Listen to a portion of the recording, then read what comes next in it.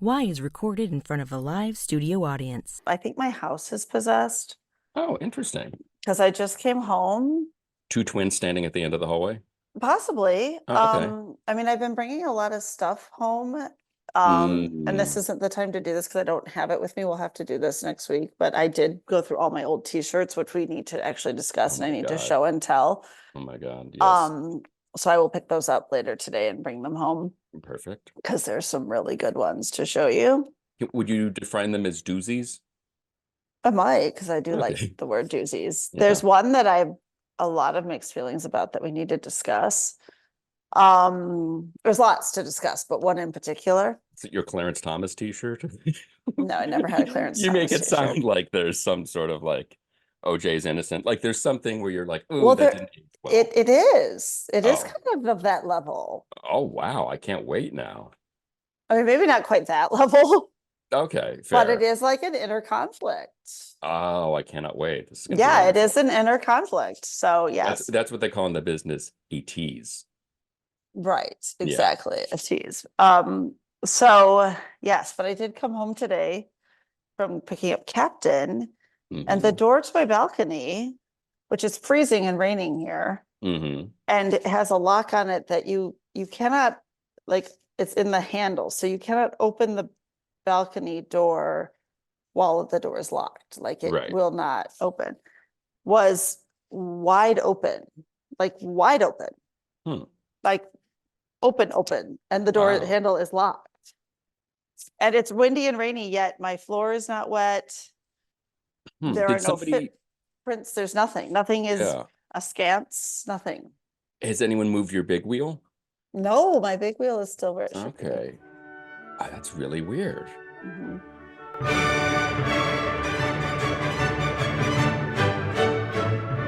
This is Why, with your hosts, Heidi Hedquist and Luke Poling.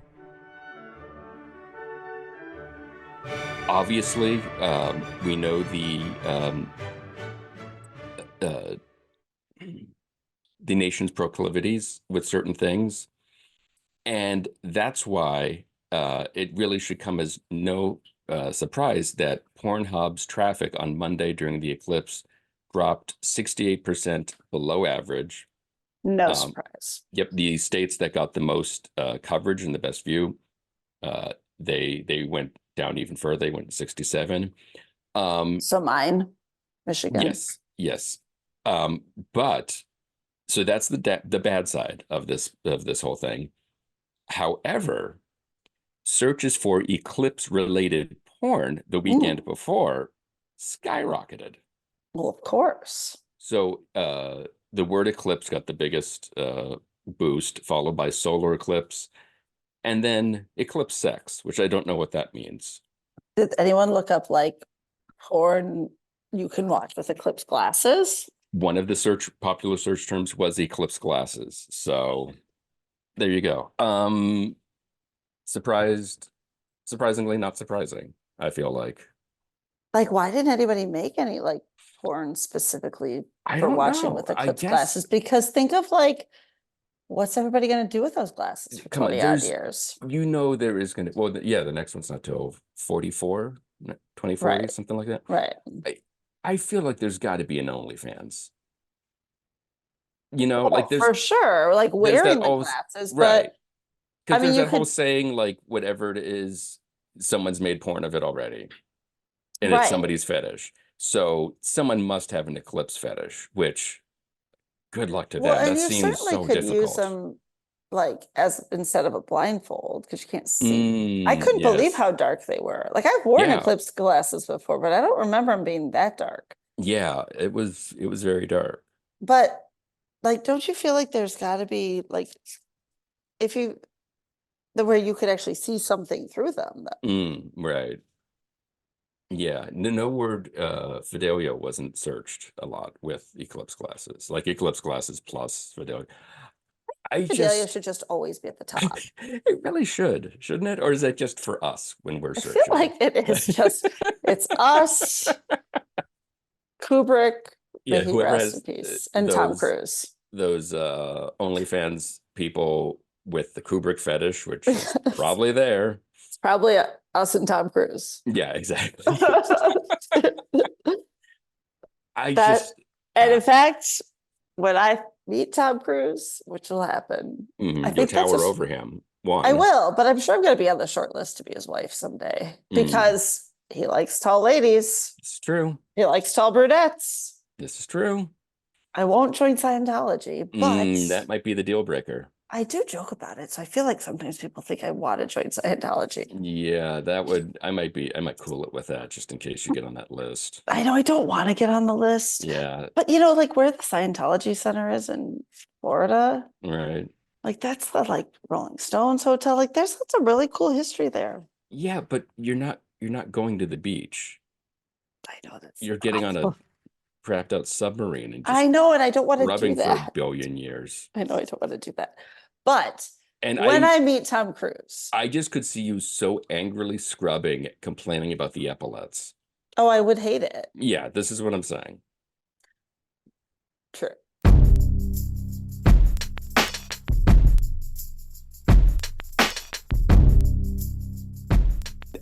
All of my information on tornadoes or twisters, as you like to call them, comes from the movie Twister. Okay. So does Helen Hunt and Bill Paxton follow you in another car, or are they in the car with you? How does that work? I wish. Yes, they're always following. They're always Okay. following. In spirit. So how does one get into chasing these things and then saying to other people, let me show you the best places to chase these things? I don't know. For me, I've always just had a fascination with severe weather, and wanted to see storms, tornadoes, ever since I was 5. And so once I learned there was tours, I started going on tours as a guest, and then got asked to be a guide, and it kind of progressed from there. And then Ryan, you were studying meteorology, is that right? Yeah, so mine similar to Shane. I think I can speak broadly for all the weather nerds out there that it starts at a young age. Looking at clouds rolling when you're playing football down at the park or whatever, and yeah, mine blossomed from a young age. I think 7 years old. We had the straight line winds go through the Minneapolis area, and I was super scared, but that's what triggered the want to know more. I wanted to know what was happening. Am I going to be okay? And that just turned into a curiosity. And then I went on to, yeah, study meteorology with Penn State and interned at a local station here in Minneapolis, and then went on to be a broadcast meteorologist in northern Wisconsin for a bit. And like Shanda, went on a tour as a guest right out of college and absolutely fell in love with it. It was over everyone's shoulder all the time learning, and the next year I got asked to guide, and that I've been doing that now since 2014. So yeah, it's been a fun ride for both of us, I think. Do you still get scared, or now that you have more of an understanding, does it not feel scary anymore? I don't think neither one of us really gets it's No. more adrenaline rush and like a nerdy, Yeah. oh my gosh, look at that, like not so much fear anymore. No, I never really remember being scared of severe weather. That's when I was 5, the tornado had come through my small town, and I don't remember being scared. I just remember being kind of mad that we had to go in the basement, and I came up and saw damage, but I couldn't see the tornado itself. And so I think I've always had a fascination. I've never been, luckily, in a position where, I've been scared. No, I think Shanda. Oh, sorry. Go ahead. just playing off this though, I think one thing I do get a little nervous or uneasy about has nothing to do with the weather. It's other people out there. The traffic. fair. Yeah. And there's a big setup, and there's a lot of amateur storm chasers, people that have no general knowledge of what they're doing out there. The traffic on some of these small county roads, dirt roads in the middle of nowhere is insane, and it's chaos sometimes. So that honestly scares me a little bit more than the actual storm or tornado itself. Oh, agree. And now, is it just tornadoes, or does any meteorological event get you? Like, if you hear about a tropical depression, are you guys just like praying for it to get worse. Sometimes I'm tropically depressed, by the way. I feel like I should own that. I think we all are in the Midwest. Yeah, and it's we're true. Yeah. we had a very nice winter up here in the Midwest, but I don't know. For me, I get excited about everything the first big snow system of the year, but then by January, February, I think we're sick of the snow and ready for it to be over. But yeah, unfortunately, I haven't experienced any of that tropical stuff yet. But I'm sure if I had the opportunity, I'd be 100% head first in with it too. Yeah, same.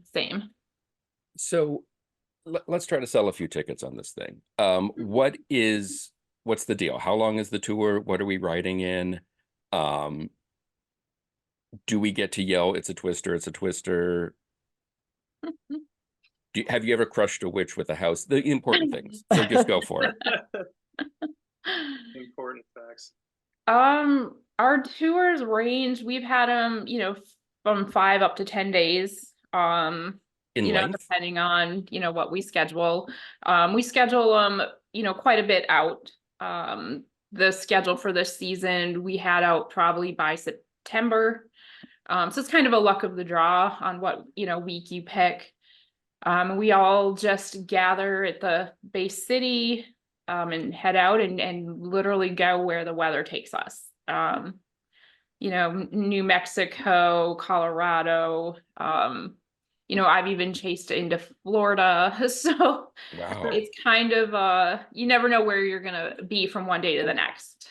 So I was thinking this was like an afternoon, and then we all get massages. This is like a full trek. This is Oh, yeah. all day. Yes, yep. You pretty much live in the vehicle the whole tour. Wow. Most of the time, just because we will go where we need to get you on that severe weather.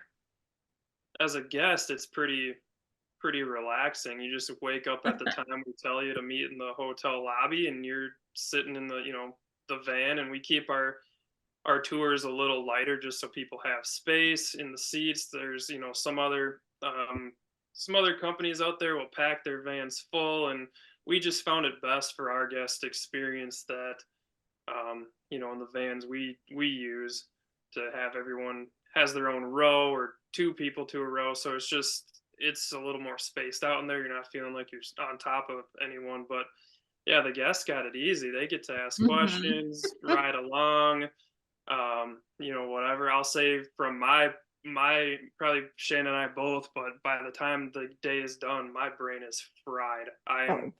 I can barely think about what I want for supper that night. It's if we even eat it.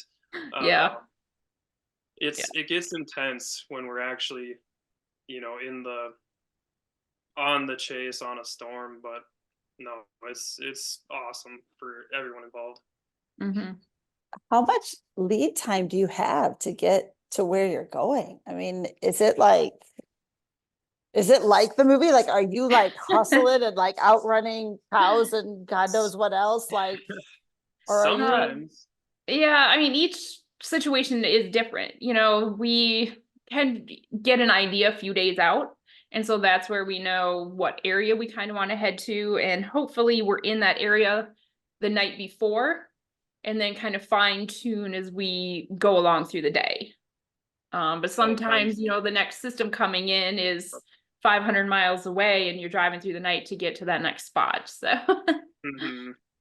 Most of the people, logistics too. yeah, it's gotta be. You're looking at not only what the forecast is for later that afternoon, but you're also looking at the next day, because okay, if we're going to end up in northwest Kansas today and we're leaving Omaha this morning, the next typically that storm system is going to move from west to east, so odds are that next day that system you're probably going to be set up further to the east towards that Omaha or Kansas City area, for example. So you're just kind of thinking in those terms of, we're here today, we're probably going to be there tomorrow.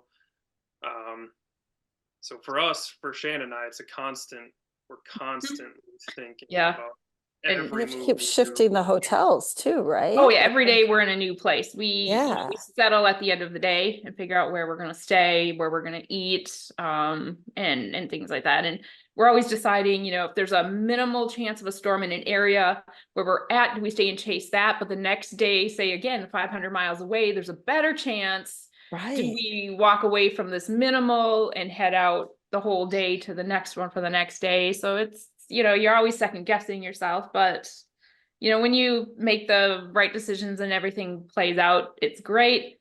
When you miss something, you're like, I'm never going to do this again. But then you're back there the Right. next day and loving it just as much. Oh my gosh. It seems like such a crapshoot and just in some ways a guesstimate. Like you can look at all the weather maps, but I feel like everyone's seen on TV, stuff changes so quickly and you're dealing with 100%. various pressures and such. Who gets to control the radio in the van? We take turns. Okay, So fair. that's what's good. Yeah. We all take turns playing. We even let guests, you know, get in on the Bluetooth and we'll Oh my God. Oh, we I have would be very so different tastes annoying. in I would be music a so lot of times. annoying. So Oh, I've it'd be learned to great. keep my country music at a minimum. And See, I feel like country music actually would vibe really well for storm chasing. Like as long as it wasn't too dirgy, like it'd have to be pretty Hmm. upbeat. Like Hank Williams or the Dust Bowl Balladeers, is that what you're saying? Yeah. yes, Yeah. exactly. So obviously acknowledging the weather is the weather and it is in constant flux and there's no, what is an average of tornadoes that you see in a week? Is there an average? I mean, there's really not. I mean, as far as me, I've been out, you know, starting as a guest in 2008, and my first tour out, we had 16 in 2 days. Then Wow. there's times Wow. where we'll have 3 tours in a row with, you know, really no touchdown. So it's really hard to average. And how close do you get to the twisters? Do you call them twisters? Is that Yeah, a technical term? tornado, Okay. twisters. All right. It really depends on a lot of factors. You know, like Ryan was saying, the traffic. If there is a lot of, you know, traffic and congested roads, we're gonna play a little further back to have those different route options. You know, how much rain is, you know, part of it, hail, so many things. So you know, each situation's different. A lot of it too depends on the storm speed and the motion. There's been tornadoes that, you know, like Shanda was saying, there's not a lot of people on because a lot of people are playing a different target 500 miles away. And you get lucky and find the needle in the haystack storm that produces a tornado and no one's around and it's moving 20 miles an hour. You can get fairly close safely with your strategic roads, you know, to have an exit strategy. But other times, you know, tornadoes moving at 40, 50, 60 miles an hour even across the, you know, Mhm. land, and it's too hard to play leapfrog with it at that point. So it's just so much, I mean, not only for our safety but for the safety of the guests as well, Certainly. to just play it safer and be a couple of miles back further from it. And that, like the pressure of that, just knowing that in the back of your head, I want to have a couple routes to get out of here, depending where this thing Right. goes. Like that's a lot to put on a person. There's a Yeah. lot going on when we're in chase mode. Typically Shanna's driving because she's a rock star at driving.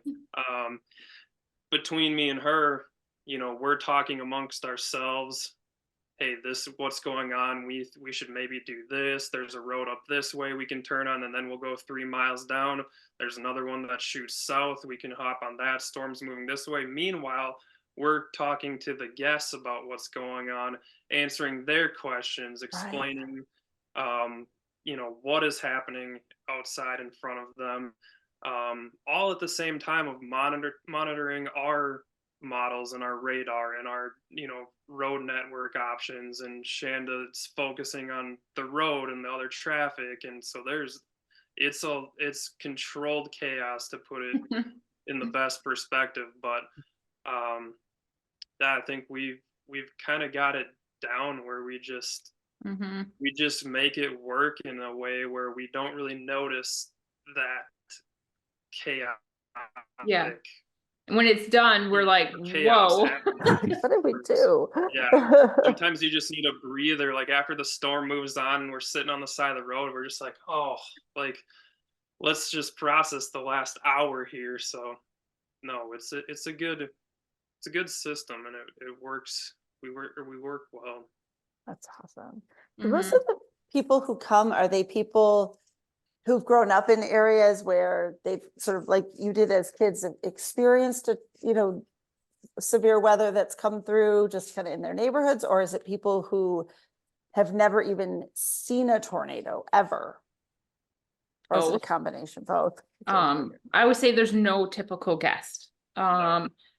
We've had, a lot of people from England, Australia, France all come here. They don't have that weather over Right. there as much.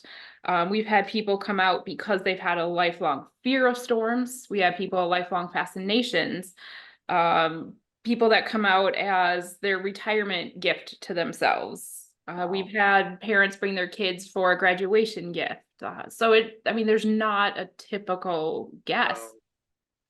We have people that have very little maybe storm knowledge or interest, but they're professional photographers that will come out with us just because they're, aside from storm clouds, the natural landscapes that we're typically out in are unbelievable. So you put a cool looking cloud, in the sky above it, and there's old oil rigs and windmills and abandoned farmhouses, and just the landscape, and the sun sets in the evenings if we get a chance. There's a lot of videography and photography that is involved with, which also attracts that kind of group of guests as well.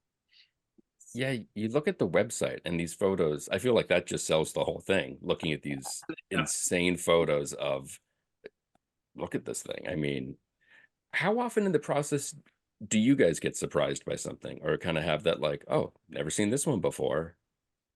Almost every storm. Really? I've never seen the same thing twice. Every time it's just, I wouldn't been doing it this long. I was gonna go on one tour in 2008 and be done as a bucket list, and I've kept doing it because every time is different. Every time surprises you. Every time you learn something. So I think that's why a lot of people do keep coming back over and over again. Even for us too, it's just, we've seen countless storms and tornadoes and been all across the plains and different areas, but no two storms are alike. There might be different features on this one storm cloud that we haven't maybe seen for a while, and then on the next one a couple days later it's completely different looking and doesn't have some of the features that the storm 2 days ago had, but has different features or characteristics of its own. So it's every storm and every tornado is so uniquely different. And even though we're the ones guiding the tours, I still think that magic and that awe is 100% there for Shanda and I just as much as it is for the guests along with us. Is there a phenomenon out there that you are hoping to see? Is there like the Moby Dick of storms that you're waiting for? Not really. There's beauty in everyone we see. Obviously the ones, in the nice open fields where we've got the perfect road network and we can get out and, enjoy it and get those photos. That's really what, we're in search of. At least I think. Yeah, no, I'd agree. The storms and tornadoes that are lacking rain and easy to see, highly visible, they're not moving fast. Hopefully there's not a lot of other chasers and people out on the road, so you're not overwhelmed with that. But the ones, like Shanda said, out in the middle of the field, just ripping up grass or maybe some crops is best case for us. Highly populated areas, towns, I don't get too excited about those storms because of course. We've been in search and rescue kind of operation mode before, and it's not, it's not fun. I did it one time, and I hope I never have to be Yeah. in that situation again, even though I'm ready to put myself in it again if need be. But it was such a roller coaster of emotions, going from this is so awesome to oh my gosh, like my heart Yeah. feels like it's getting ripped out.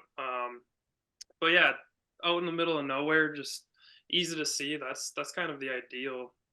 Otherwise, nothing special or particular that I could come up with. I was going to ask you how gnarly it got, but that, I mean, when you're going to rescue and search, that's Uh, probably the worst it can get. Uh, I think the thing that sticks out the most is the smell.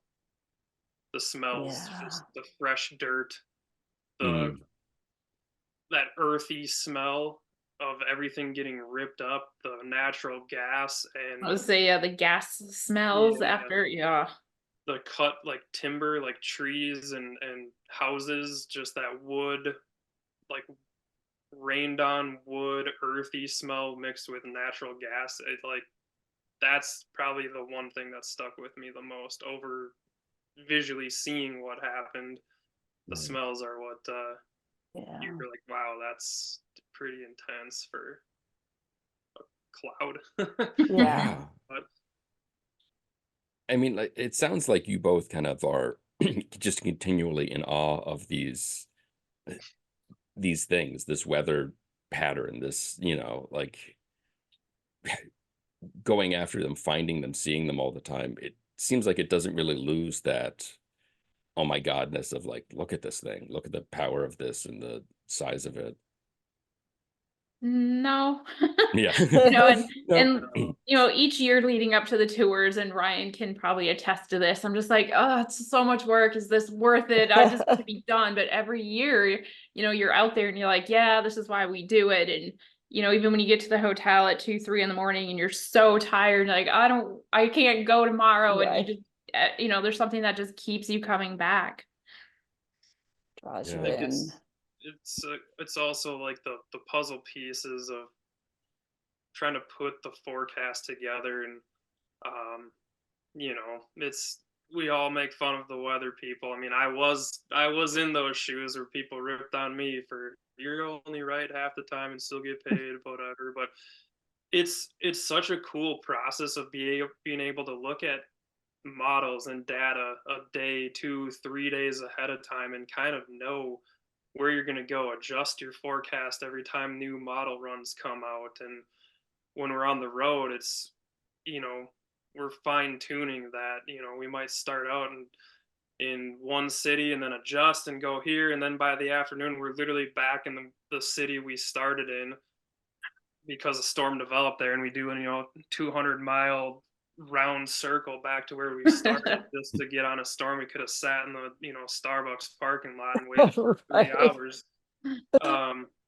So it's I think for me personally, it's very fun and exciting to try to mentally put it together. Where is this going to happen? All the way Mhm. down until you see the clouds develop, and then you feel like, okay, we did it. Like we got where we needed to be. We put the pieces together, and then from there, it's just following the storm cloud once you've got your forecast down and things are rolling. So that to me keeps me pretty interested all the time. Is it's just a constant game of can I get it right this Yeah, time? yeah. Yeah.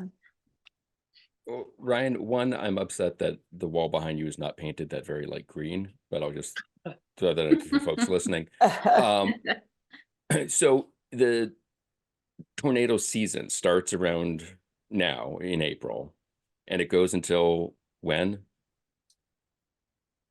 Well, peak tornado season, I would say end of June into July, but Mhm. Tornado Alley shifts as the season goes on.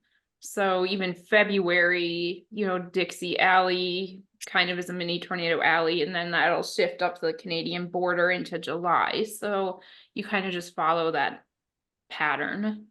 Although the last couple years have been a little different. How Yeah, so? crazy. Is it the just the changing weather that has been everywhere? we've had a very Probably. mild winter this year in the Midwest. I think in the Minneapolis area, we maybe got like 20 inches of snow the entire winter. And for perspective, last year in Minneapolis, we had over 100 inches on the season. So we are like 5 to 6 times below like our snowfall total for a season. So that alone, you know, can help mitigate how the upcoming storm season is going to be. So typically, you know, like Shanda said, you will see storms, and while we still have ice on the lakes up here in the Midwest, down in Louisiana, Arkansas, you know, Alabama, and it slowly shifts kind of westward into the plains, Texas, Oklahoma, this time of year.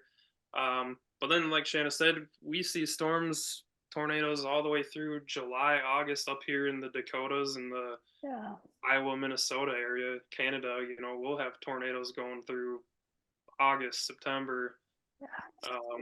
It just depends on, you know, how those storm systems are moving through and where the moisture is. And last year, I know we had a lot of that wildfire smoke from Canada, which can play a factor in a lot of the, you know, mesoscale and microscale meteorology, by hazing out some of that sun and mixing in with air particles higher up in the atmosphere. So there's just a lot of things that can go into each storm season in particular to, you know, whether you're going to have a very active season or a very non-active season. So given what this winter has been like, do you think it's going to be a good season? I'm hoping Yeah. few All right. good setups here spring farther south. Yeah, I was gonna say there's already, you know, a good showing for, you know, good moisture movement up through the plains. So hopefully that'll continue through the season and we can get some good things.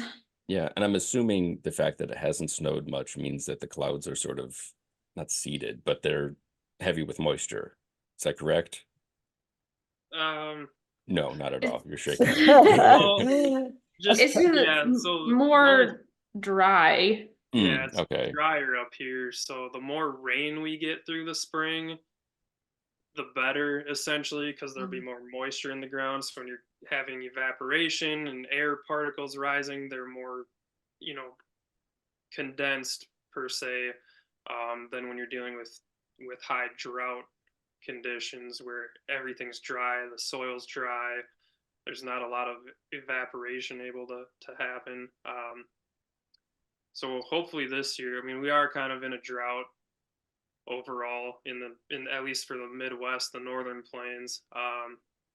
So we're hoping for some just more soaking rain systems moving through here in the next couple months. That'll help aid with the moisture that we need further up through this, you know, the upper half of the country at least, because southern half, a lot of that just gets pulled with the low level jet out of the Gulf of Mexico. So it's not as crucial because a lot of that gets advected from there. All right. Well, here's hoping it's a good season. Yes. Here's hoping everything cooperates. Thank you so much for your time. Yes. This was alternatingly fascinating and terrifying. I would say I would love to try this, but I don't know if I really want to be in a van with strangers crying. There hasn't been crying, so I feel like I would do it with you guys. I'm terrified at home, but I feel like I would do the tour with you guys because you know like what you're doing. What the hell they're doing. Yeah. Right. I'm way better in situations with people, and I do better if other people aren't scared, if other people are like, this is cool, look at how cool this is, we know what this is, like, and if it's an adventure and it feels like an adventure and I can pretend I'm in a movie, then I'll be cool. I see. But not me pulling at the door being like, I got to get out, let me out of here. Yeah. I'll be way better if you're terrified, because I'm also the person, if like I'm on a plane and someone is terrified next to me, I am so calm. For more information and to book your tour, check out their website, twistedskytours.com. You can also find them on YouTube, and they're on Facebook, where they're at facebook.com/twistedskytours. Why the Podcast is produced by the Professional Production Company. Please be sure to rate and review us on Apple Podcasts because we're shallow and need constant validation. For more information, you can check out our website, whythepodcast.com. And like everyone else, we're on Facebook, Twitter, and Instagram. Today's show was recorded and produced by Heidi Hedquist and myself from our world headquarters, located on the second floor of the professional office building, centrally located downtown. Our reluctant executive producers are John Sauvé and Sandy Stone. Our willing producers are Rachel Allen and Randy Jeanette. Our intern is Zach Jackson. This one's for Philippe. Thanks for joining us. Flash, we're coming home.